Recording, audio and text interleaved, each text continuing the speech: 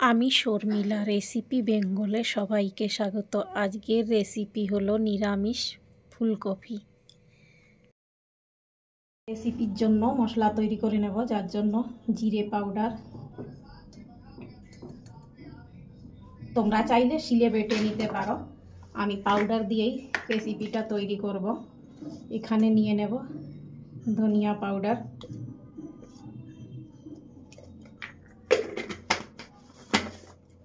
নেব গরম মশলা পাউডার।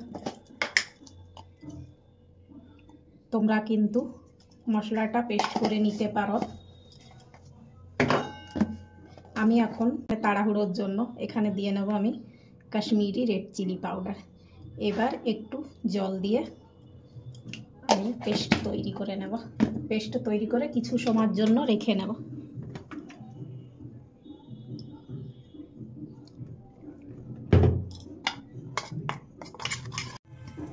কড়াইতে দিয়ে নিয়েছি আমি জল, এখানে দিয়ে নেব সামান্য একটু লবণ।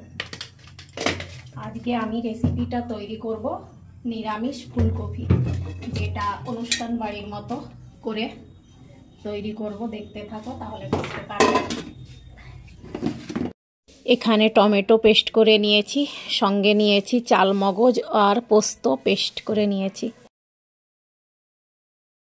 চাল মগজ আর পোস্ত যেটা, আর এখানে আদা কাঁচা লঙ্কা শিলে বেটে নিয়েছি। আর এই যে একটা মশলা আমি কিন্তু তৈরি করে নিয়েছি।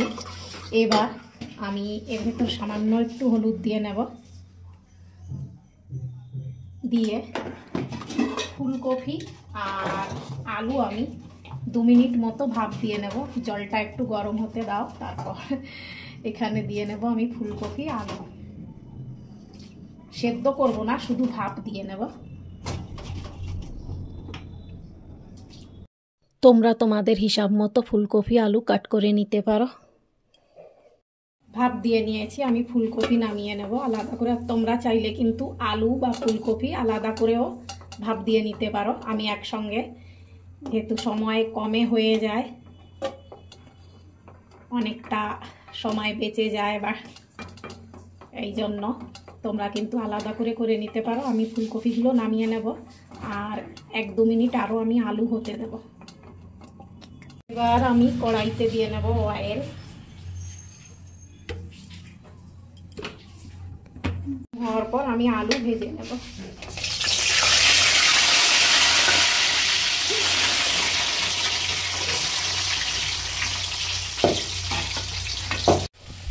আলু এইভাবে ভালো করে ভেজে নিতে হবে। আলু ভেজে নিয়েছি, নামিয়ে নেব।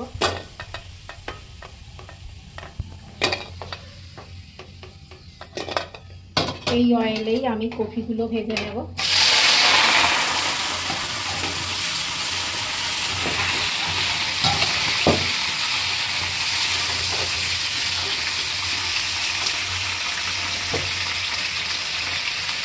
সামান্য একটু হলুদ আরও দিয়ে নেব।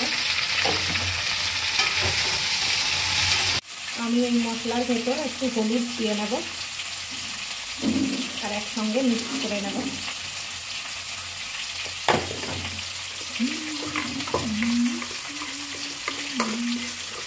ভালো করে ভেজে নিয়েছি।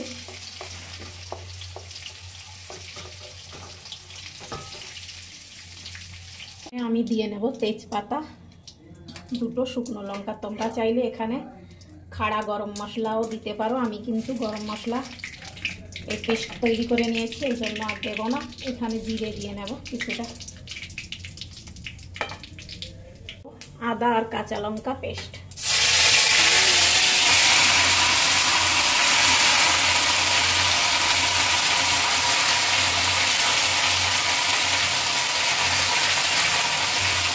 এবার দিয়ে নেব যে মশলা আমি পেস্ট করে নিয়েছিলাম, মানে পেস্ট বানিয়ে নিয়েছিলাম।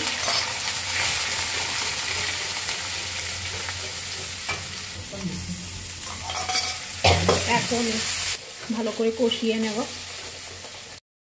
এখানে আমি কিন্তু টমেটো পেস্ট করা দিয়ে নিয়েছি, যেটা স্কিপ হয়ে গেছে। তারপরেই লবণ দিচ্ছি। এই জন্য তোমরা কিন্তু রান্না করলে এইভাবেই রান্না করবে, টমেটো দেওয়ার পরই লবণ দেবে।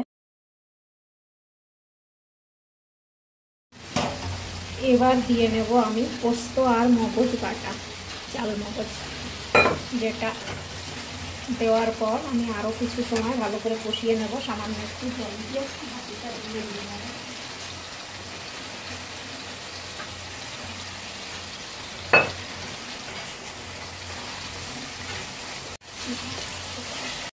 ফুলকপি আলু একসঙ্গে দিয়ে আরও কিছু সময় এই সঙ্গে কষিয়ে নেব।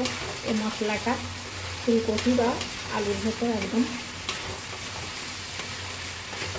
জল অ্যাড করে নেব। তোমরা চাইলে চিনিও অ্যাড করতে পারো, যারা মিষ্টি খেতে পছন্দ করো। আমি চিনি অ্যাড করব না। আর আমি গ্রেভিটা একটু গাঢ় রান্না করব।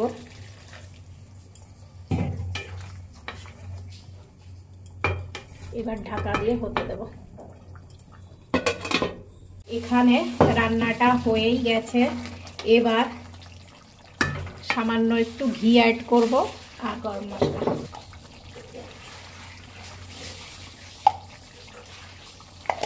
গরম মশলা অ্যাড করে নিয়েছি আর এদিকে সামান্য একটু ঘি অ্যাড করে নেব।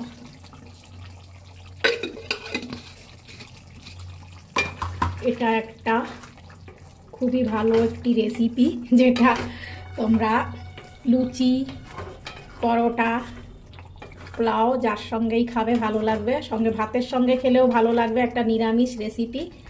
অনুষ্ঠান বাড়ির কেমন হয়েছে কমেন্ট করে বলো। কালার দেখে বুঝতেই পারছো কেমন হয়েছে। আর যদি এই ধরনের রেসিপি দেখতে চাও বা পেতে চাও তাহলে লাইক, কমেন্ট, শেয়ার করতে ভুলো না। সঙ্গে সাবস্ক্রাইব করে দিও।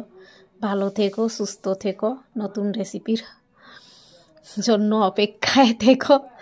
রেসিপিটা দেখে বুঝতেই পারছো কেমন হয়েছে। যদি ভালো লাগে আমার রেসিপি তাহলে পাশে থাকা বেল আইকনটাকে ক্লিক করে দিও। সাবস্ক্রাইব করতে ভুলো না। ভালো থেকো, বাই।